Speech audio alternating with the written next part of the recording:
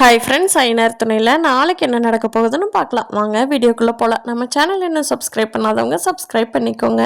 மனிஷோட வீட்டில் இருந்த சேரனை சோழன் வீட்டுக்கு கூட்டிகிட்டு வந்துடுறாரு. வந்ததுக்கப்புறம் நிலா, பாண்டியன், பல்லவன் எல்லாருமே ரொம்ப சந்தோஷப்பட்டு கட்டி பிடிச்சி அழுது, அவங்க என்ன இப்படி போயிட்ட, நீ இல்லாமல் நாங்கள் எவ்வளோ வருத்தப்பட்டோம் தெரியுமா, நீ போயிட்டீன்னா நாங்கள் எல்லோரும் நல்லா இருப்போம்னு நினச்சி என்ன, ஆனால் நீ போயிட்டீன்னா தான் நாங்கள் ரொம்ப வருத்தப்படுவோம், இது உங்களுக்கு புரியலையா அப்படின்னு சொல்லி எல்லாரும் அவரவருக்கு நல்லா எவ்வளோ அட்வைஸ் பண்ண முடியுமோ சேரன் அண்ணாகிட்ட பண்ணுறாங்க. ஆனால் சேரனோட அப்பா வெளியிலிருந்து வந்தவர் ஓங்கி ஒரு அப்பு விடுறாரு சேரனை. சேரன் எதுவுமே பேசல, சுற்றி இருந்தவங்களும் எதுவும் பேசல.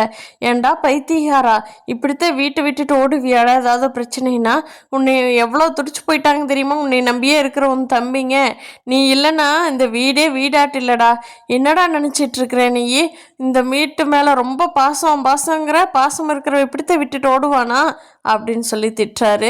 சேரன் அமைதியாக கேட்டுக்கிறாங்க. அவர் பண்ணினது தப்பு தான் அப்படின்னு யோசனை பண்ணிக்கிட்டு, என்ன இன்னி எது நடக்குதோ போகுதோ, தயவு செஞ்சு இனிமேல் இந்த மாதிரி முடிவு மட்டும் எடுக்காதீங்க, வாங்க சாப்பிட்லாம் அப்படின்னு சொல்லிட்டு சாப்பாட்டு அடிவினி எல்லாரும் ஒன்றா உட்காந்து சாப்பிட்டு சந்தோஷமாக இருக்காங்க.